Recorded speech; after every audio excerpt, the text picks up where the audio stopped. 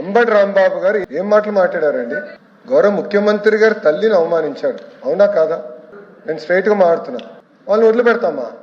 అధ్యక్ష, మా సొంత కార్యకర్త భారతిరెడ్డి గారి గురించి మాట్లాడితే ఇమ్మీడియట్ గా మేము యాక్షన్ తీసుకున్నాం. జైలుకి వెళ్ళాడు అధ్యక్ష, రిమాండ్ మేము పంపించాం అధ్యక్ష. అది మాకు ఉన్న చిత్తశుద్ధి. ఒక మహిళ గురించి ఎవరైనా మాడితే మేము ఎమోషనల్ అవుతాం.